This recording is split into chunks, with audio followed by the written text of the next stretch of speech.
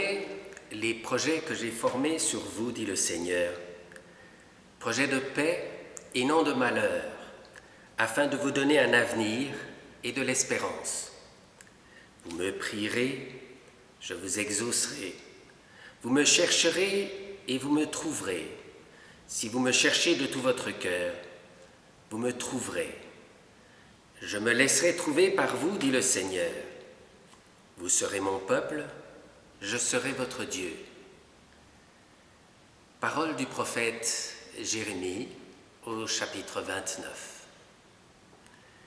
La grâce de notre Seigneur Jésus-Christ, l'amour de Dieu le Père et la communion du Saint-Esprit sont avec nous tous aujourd'hui. Dans son journal du curé de campagne, à propos de la grâce qui nous est faite, Georges Bernanos fait dire au curé Torcy « Il est terrible de tomber entre les mains du Dieu vivant. C'est comme de faire partie d'un orchestre, tu tiens ta petite partie dans le concert, tu joues du triangle ou des cymbales, je suppose, et voilà qu'on te prie de monter sur l'estrade, on te donne un Stradivarius et on te dit « Allez mon ami, je vous écoute ». Bernanos exprime par là la confiance que Dieu nous fait par pure grâce. Dieu nous confie et nous invite à jouer sur son propre instrument pour que notre joie, la joie, soit parfaite. Merci de nous rejoindre aujourd'hui sur le site de la paroisse de Chênes pour ce dernier culte confiné. Dès dimanche prochain, 31 mai, 5e dimanche du mois, nous pourrons retourner au temple pour le culte de Pentecôte. Il y aura certes des règles à respecter, mais nous ferons au mieux. S'il fait beau et si nous sommes nombreux, nous pourrons peut-être déborder sur le cimetière, moyennant une installation adéquate. Cela dit, le conseil de paroisse se retrouve ce mardi soir. Dès lors, pour tout renseignement, merci de contacter le secrétariat paroissial, le site de la paroisse ou encore les pasteurs dès le mercredi 27 mai.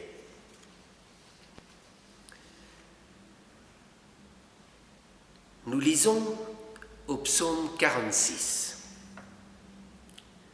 Du répertoire du chef de chorale et du recueil de la confrérie de Corée, accompagnement à l'aigu, chant. Dieu est pour nous un abri sûr, un secours toujours prêt dans la détresse. C'est pourquoi si nous n'avons rien à craindre, même si la terre se met à trembler. Si les montagnes s'écroulent au fond des mers, si les flots grondent, bouillonnent, se soulèvent et secouent les montagnes, un cours d'eau répand la joie dans la cité de Dieu, dans la plus sacrée des demeures du Très-Haut. Dieu est dans la cité, elle tiendra bon. Dès que le jour se lève, il lui apporte son secours. Les nations grondent, les empires s'ébranlent, mais Dieu donne de la voix et la terre vacille. Le Seigneur de l'univers est avec nous, le Dieu de Jacob est notre forteresse. Venez voir ce que le Seigneur a fait, les actes stupéfiants qu'il a accomplis sur la terre. Il met fin aux guerres jusqu'au bout du monde. Il casse les arcs, il brise les lances, il met le feu aux boucliers. Cessez, crie-t-il, et reconnaissez que je suis Dieu. Je domine les nations, je domine la terre. Le Seigneur de l'univers est avec nous. Le Dieu de Jacob est notre forteresse. Amen. Nous chantons au cantique 326 du psautier Psaumes et Cantiques un beau cantique de l'Ascension, rarement chanté, attribué à Handel.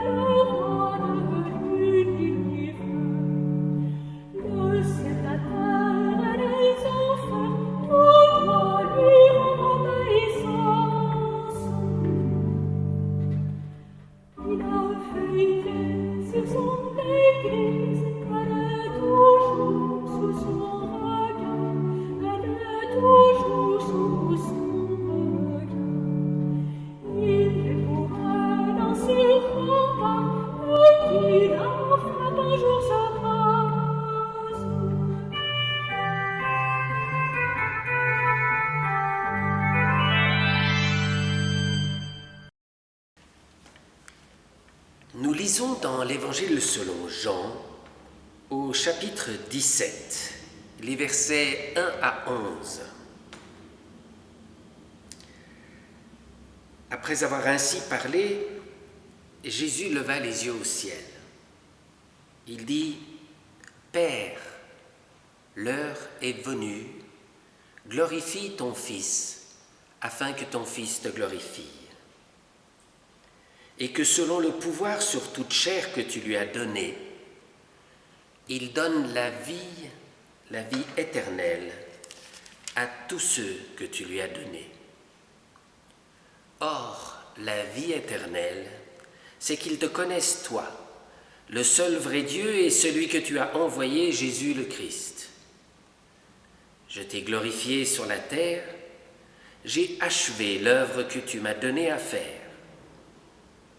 Maintenant, Père, glorifie-moi auprès de toi de cette gloire que j'avais auprès de toi avant que le monde fût.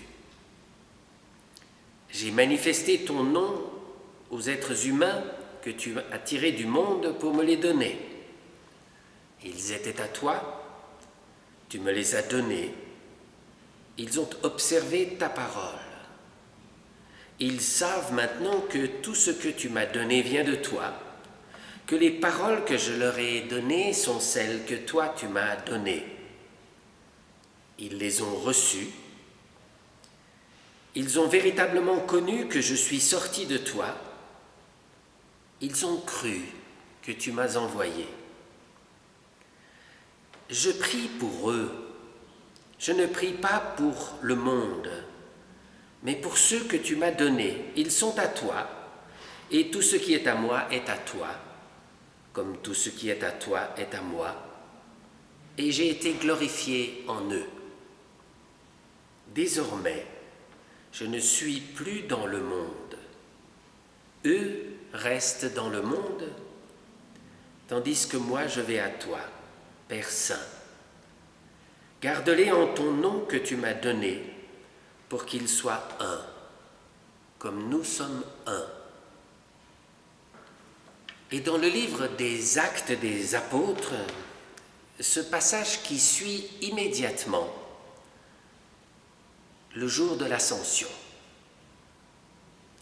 Quittant alors la colline, appelée Mont des Oliviers, les disciples regagnèrent Jérusalem. Cette colline n'en est distante que d'un chemin de sabbat. À leur retour, ils montèrent dans la chambre haute où se retrouvaient Pierre, Jean, Jacques et André, Philippe et Thomas, Barthélemy et Matthieu, Jacques, fils d'Alphée, Simon le Zélote et Jude, fils de Jacques. Tous unanime, était assidu à la prière avec quelques femmes, dont Marie, la mère de Jésus, et avec les frères de Jésus.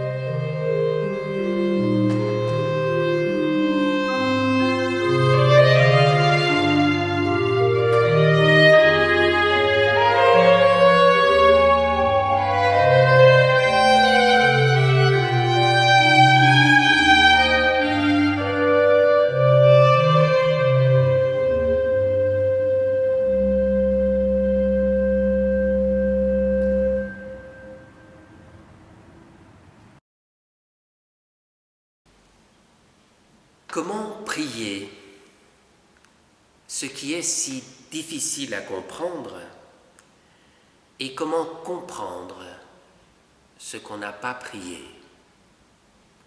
La formule est de Dietrich Bonhoeffer.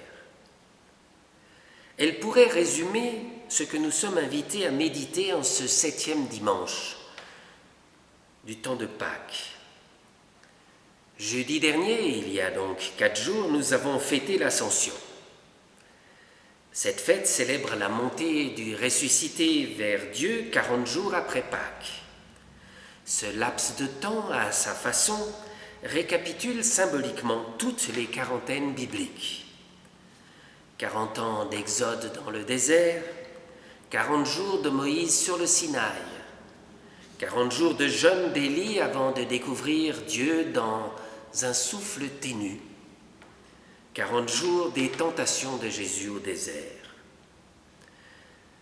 Pendant ces 40 jours entre Pâques et l'Ascension, Jésus a tout réexpliqué à ses disciples encore une fois, eux qui étaient totalement désemparés après la crucifixion et même encore après la résurrection. Dimanche prochain, nous fêterons Pentecôte, le moment où Dieu envoie le Saint-Esprit, présence du Christ par le souffle, pour accomplir sa présence et sa promesse de ne pas nous laisser orphelins. Le 7e dimanche du temps de Pâques tient lieu en quelque sorte de temps entre, un peu comme le samedi saint est un temps entre la crucifixion et l'aube de Pâques. La tradition de l'Église propose pour ce jour la prière dite sacerdotale que nous venons de lire en Jean 17. Elle propose de faire de ce temps entre, comme de tous les moments de transition de notre vie, une prière. C'est ce que la première communauté a pratiqué, comme en témoigne l'extrait du livre des Actes des Apôtres que vous venez d'entendre. La tradition s'appuie sur la prière d'adieu de Jésus quelques instants avant son arrestation pour habiter ce temps. Cette prière clôt 3 chapitres de discours d'adieu de Jésus à ses disciples. Les spécialistes s'accordent pour dire qu'il s'agit d'une synthèse qui rassemble l'essentiel du discours d'adieu qui a eu lieu auparavant. Cela signifie que Jésus a choisi de clore son ministère d'enseignement, d'interpellation, de guérison, non pas par une ultime doctrine, mais par une prière. Cela suggère-t-il qu'à un moment donné, les beaux discours, les mots choisis, la force de conviction, la doctrine la plus juste, tout cela s'arrête et n'a plus cours? On peut le penser. Dans notre passage, Jésus précise bien « J'ai achevé l'œuvre que tu m'as donnée à faire dans le monde. » Heureux l'homme, la femme, qui à la fin de sa vie peut dire « J'ai accompli l'œuvre qui était la mienne. » Surtout qu'ici, celui qui dit ces paroles, Jésus, n'est pas un vieillard. Il a à peine 30 ans. J'ai achevé l'œuvre. À un moment donné, c'est bon. Ainsi, au terme de son discours d'adieu, Jésus lève les yeux vers le ciel, dit « Père ». Jésus prie. Ses disciples viennent d'entendre son discours, son dernier discours, et là, il participe à sa prière. Je me suis imaginé un bref instant un père de famille sur son lit de mort qui rassemble les siens autour de lui. Chacun pense à d'ultimes directives que l'aïeul va donner, peut-être à sa part d'héritage. Or, le vieillard ne dit pas voici mes dernières volontés, ou voici le livre que j'ai écrit pour que vous puissiez garder la mémoire de ce que j'ai vécu et de ce que j'ai été. Tout cela est très important, mais c'est pour avant. Le vieillard dirait à ce moment-là, « Voici, je vous confie ma prière, la prière qui m'a aidé à traverser la vie. » En quelques mots s'exprimerait là le cœur d'une vie, ses combats, ses reconnaissances, ses difficultés. Certains parmi nous connaissent une prière qui a été au cœur de la vie de l'un des leurs.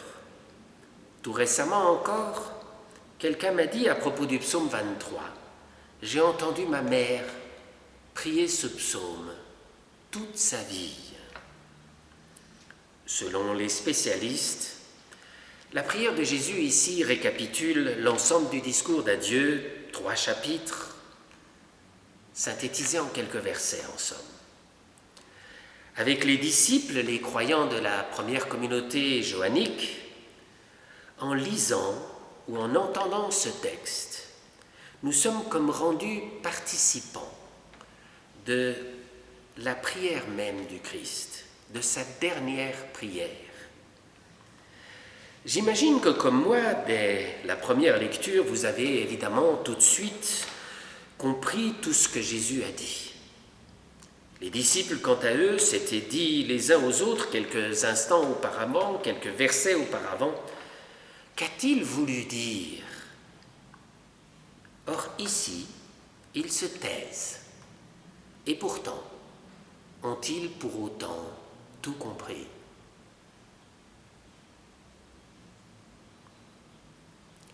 Comment prier ce qui est incompréhensible?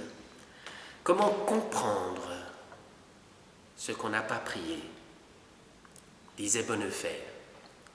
Magnifique formule, vous en conviendrez, qui nous rejoint à la fois dans le mystère qui est au cœur de nos vies, ces questions, ces excès, ces moments de combat, d'humiliation parfois, d'abandon, de maladie, de faim, de peur, d'abattement, de pénitence, tantôt même de colère contre l'ennemi, contre l'adversaire, de demande de justice ou de réparation, mais aussi de louange, de confiance retrouvée enfin, d'émerveillement face à la création. On retrouve tout cela dans la diversité des psaumes. Cette formule de Bonnefer, comment prier ce qui est si difficile à comprendre, ce qui est incompréhensible, et comment comprendre ce qu'on n'a pas prié, cette formule rejoint autant les disciples à cette heure ultime de la vie de leur Maître et Seigneur que dans ces jours que nous traversons. Il s'y mêle soulagement et inquiétude face au déconfinement, trop lent pour les uns, trop rapide pour les autres. Espoir d'un changement, d'un non-retour à avant. Apparition au grand jour de la précarité d'un système économique qui tenait tout juste et qui a beaucoup de difficultés à admettre la misère engendrée qu'il a cachée et qui apparaît scandaleusement au grand jour. Oubli de la migration qui n'a pas cessé parce qu'on n'en parle plus. Il est vrai que parfois, faute de l'empoigner, on préfère la taire, ignorer le problème. Alors cette formule de Bonnefer accompagne la vie de l'Église dans sa pratique communautaire autant que celle du croyant dans sa spiritualité individuelle. Au cœur de la Bible, il y a un livre entier de prières appelé les psaumes. Beaucoup d'entre nous lisent ces textes, s'en servent comme de modèles à leur disposition pour formuler leurs propres prières. Il y en a en effet pour toutes les situations de la vie. Peut-être conviendrait-il cependant, en les lisant, de ne pas les réduire à des paroles qui deviendraient juste notre prière, mais de leur restituer sans cesse leur valeur de parole de Dieu, de prière de Dieu, appelée à nous décentrer. Jésus, à sa manière, dans sa dernière prière, nous emmène dans cette même dynamique où il est à la fois celui qui prie et celui qui exauce la prière. L'identité entre celui qui prononce la prière et celui qui l'entend est manifeste dans la prière sacerdotale. Vouloir résoudre la difficulté par l'artifice des deux natures humaine et divine de Jésus n'aide pas. Comprendre en revanche la part de prise en charge de Dieu dans la prière, ici dans la prière de Jésus, mais déjà dans chacun des psaumes et peut-être dans chacune de nos prières, me paraît beaucoup plus porteur. La prière se révèle alors comme un outil pour accompagner les tournants de la vie, pour sortir de la répétition du même, de la projection de soi, et pour se laisser accompagner dans toutes nos peurs de changement par Dieu lui-même, en Jésus-Christ. On remarquera en passant que les mots employés par Jésus dans sa dernière prière sont singulièrement proches de ceux du Notre Père. On y retrouve l'invocation de Dieu comme Père, la reconnaissance du nom et la demande de protection contre le mal. Certains pensent que nous prononçons parfois cette prière trop vite pendant nos cultes et que cela ne leur permet pas d'assimiler chaque mot, de comprendre chaque mot, d'arriver à le penser. Cela dit, pour aucune de nos prières, il n'est nécessaire de tout comprendre, puisque celui qui prie se sait à un tournant. Il pressent qu'il convient avant tout de laisser Dieu agir en lui. Il sait que le secret d'une action vraiment nouvelle va passer par ce détour. Alors, que fait Jésus dans sa prière? Il parle de l'heure de la gloire, de sa gloire. Le mot revient 6 fois dans ce passage. Gloire, c'est un mot qui peut paraître un peu singulier, voire abstrait. Gloire, en hébreu, cela veut dire le poids, et en grec, cela veut dire l'éclat. Ici, Jésus dit « Père, l'heure est venue, glorifie ton Fils afin que ton Fils te glorifie.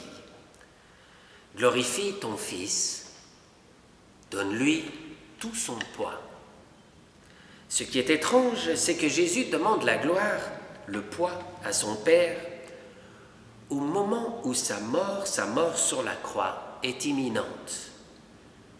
Cette demande surprend. L'auriez-vous mise en effet à cet endroit-là? L'auriez-vous attendu à cet endroit? Et pas plutôt lorsque Jésus a accompli l'un de ses nombreux miracles? Ou lorsqu'il a multiplié les pains avec 3 bouchées de pain, nourri 5000 personnes? La pasteur Danielle Claire disait un jour « Imaginez un seul instant ce que cela donnerait si la gloire était réservée uniquement aux moments glorieux, comme les miracles et la résurrection. Imaginez ce que cela voudrait dire pour les moments difficiles de notre vie et ce que cela pourrait vouloir dire même de la mort. Se représenter la gloire en lien avec la résurrection, c'est relativement facile. Toute l'iconographie l'a fait, représentant Jésus, la main levée, avec même, pour l'iconographie orthodoxe, les doigts levés. Mais alors, que deviendraient tous ces moments de nos vies où nous n'avons pas pu, pas vu, où nous n'avons pas su faire, où nous avons le sentiment d'avoir échoué. Tous ces moments de misère, d'épreuve, douloureux, de cris, de désespoir, marqués du sceau de la mort. Si dans son ultime prise de parole, dans sa prière à l'horizon de la croix, Jésus, à ce moment précis, a demandé la gloire, celle qui glorifie Dieu, ne serait-ce pas pour que nous puissions considérer qu'une vie accomplie n'est pas qu'insouciance et réussite, bonheur et reconnaissance? La prière, parole de Dieu, volonté de Dieu en nous, est comme l'ouverture à la transition, au changement de compréhension de la vie. En retournant au texte biblique, nous découvrons qu'à côté du mot « gloire », qui revient 6 fois, il y a un verbe qui, lui, revient 11 fois. C'est le verbe « donner ». La prière de Jésus et la prière tout court serait-elle une manière de retrouver le don, de se réancrer dans le don de Dieu, le don premier de la vie? Lorsqu'on renoue avec le don, la vie n'est plus affaire de culpabilité ou de regret. On n'a plus besoin de se cacher la misère et d'éviter d'y penser. La vie retrouve son sens du partage et du pardon à soi et aux autres. À ce propos, est-ce vraiment absurde de considérer qu'à côté de chaque femme de ménage qui doit faire la queue au Vernet pour manger, se tienne solidairement le patron qui l'avait embauché?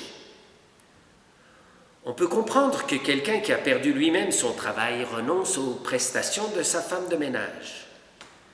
Légalement, il reste cependant tenu par des dispositions qui protègent sa femme de ménage. Éthiquement, dès lors que la situation du Covid-19 frappe solidairement tous les deux, n'ont-ils pas à se trouver ensemble une solution qui pourrait aller jusqu'à partager et les bénéfices de la sécurité sociale de l'un et la misère de l'autre? En faisant la queue ensemble au Vernet, les employeurs et les Suisses si absents, 3% nous dit-on, admettraient aux côtés des employés qu'ils souffrent ensemble du système et en partageraient la part de honte. Cette honte ne serait plus la leur, mais celle du système. En répétant le verbe « donner » dans sa prière, Jésus se décentre lui-même et est tel un arbre qui va puiser sa force dans ses racines. Il réancre sa prière en Dieu, dans le don de Dieu. Cette façon d'agir, à ce tournant clé de sa vie et de sa mission, est une belle invitation adressée à l'Église pour son ministère de prière en vue d'accompagner le changement. Pour conclure, un mot sur cette parole surprenante de Jésus qui bouscule. Je prie pour eux, je ne prie pas pour le monde, mais pour ceux que tu m'as donnés. Cela paraît contraire à l'idée que l'on se fait d'un Dieu généreux qui aime tout le monde, qui transparaît ailleurs dans la Bible, et clairement. Peut-être convient-il simplement d'admettre qu'entrer dans la dimension du don et de la bienveillance de Dieu ne va pas de soi et surtout ne peut pas être imposé. Cette entrée requiert même pour Dieu, pour Jésus, des personnes ouvertes au don, offerts, sans rien attendre en retour. À propos de la foi, Beaucoup disent cela me vient de mon père, de ma mère. Parfois, les mêmes reconnaissent avoir eu le sentiment de n'avoir pas su transmettre à leurs enfants la foi qui les anime. Ici, dans notre texte, Jésus prie pour ses disciples qui ont goûté au don et pas pour le monde. Se pourrait-il qu'il continue de prier aujourd'hui pour ses pères et pour ses mères, pour leurs prières, pour leurs enfants, afin qu'ils puissent, comme lui, en se retirant, achever l'œuvre qu'il leur a donné à faire. Le vieillard qui confie sa prière, la prière qu'il a habitée toute sa vie, n'impose rien. Il n'ajoute rien, aucun enseignement, aucune dernière volonté. Il partage simplement le lieu du don pour lui. La joie qui se donnera alors à cet endroit-là n'est pas qu'un sentiment, une réaction humaine, mais elle est une unité profonde, une communauté, une communion de vie avec Dieu, avec soi et avec les autres. Amen.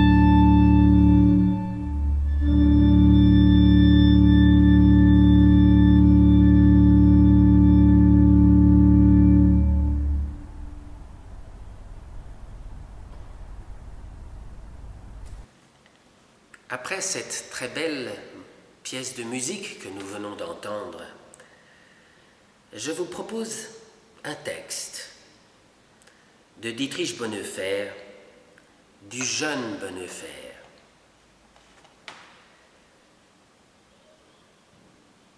La puissance de l'être humain, c'est la prière. Dès ta jeunesse, habitue-toi à la prière. Prier, c'est prendre son souffle auprès de Dieu. Prier, c'est donner sa vie à Dieu et la lui consacrer. Prier, c'est se confier à Dieu. Lorsque le soir tu t'allonges pour t'endormir, joins tes mains, fais silence en toi et demande à Dieu de venir auprès de toi. Ensuite, dis-lui comment tu as passé ta journée et si tu l'as sanctifiée ou profanée. Dis-lui si tu as passé ta journée avec amour ou avec colère, avec paix ou haine, dans le bien ou dans le mal, dans la pureté ou dans la souillure. Ensuite, prie pour ton âme, afin que Dieu la rende sainte et pure. Puis, aie honte du mal que tu as fait, et réjouis-toi du bien que tu as fait. Enfin, devant les yeux de Dieu, nomme ceux qui t'aiment. Remercie Dieu de ce qu'il t'a donné ta mère et ton père, de ce qu'il te donne des amis qui t'aiment, et prie-le de demeurer auprès de chacun d'eux.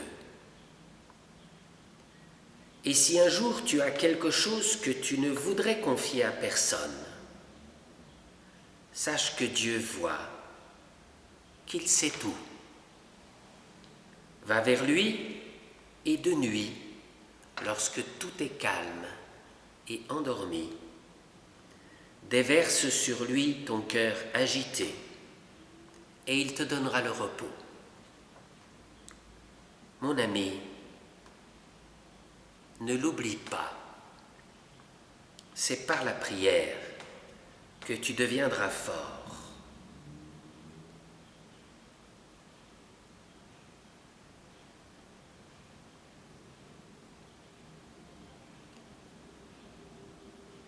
Dans notre prière, Seigneur, de ce jour,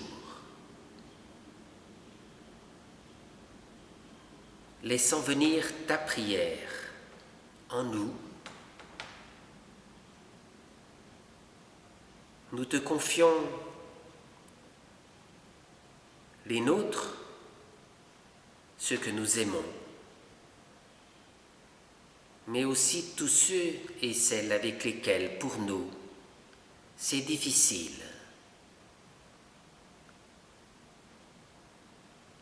Nous te prions pour notre monde, pour ce qui nous y réjouit et nous encourage, pour ce qui nous scandalise et nous tourmente, pour ta présence de crucifié par l'Esprit Saint dans ce monde.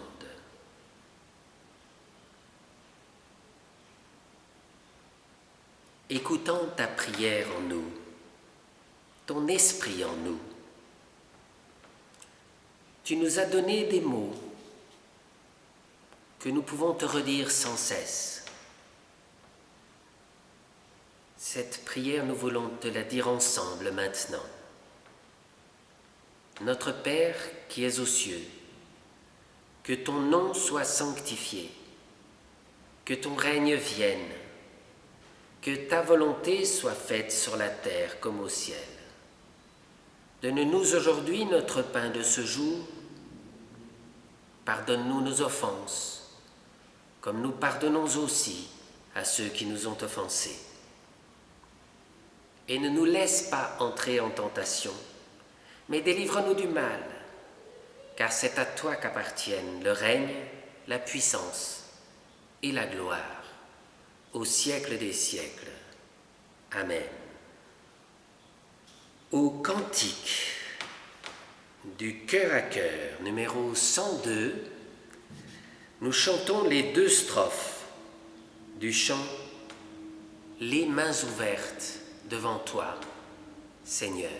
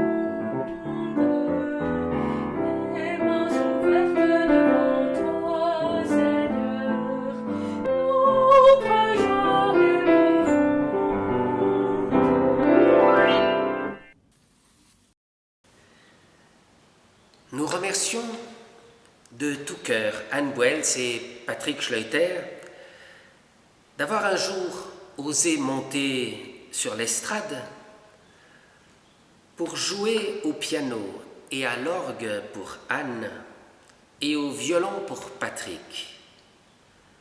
Vous aurez certainement reconnu chez chacun d'eux le Stradivarius de Dieu qui prie et chante la grâce infinie de Dieu. Nous remercions Néré Zabsonré et son équipe d'avoir été depuis le premier dimanche du confinement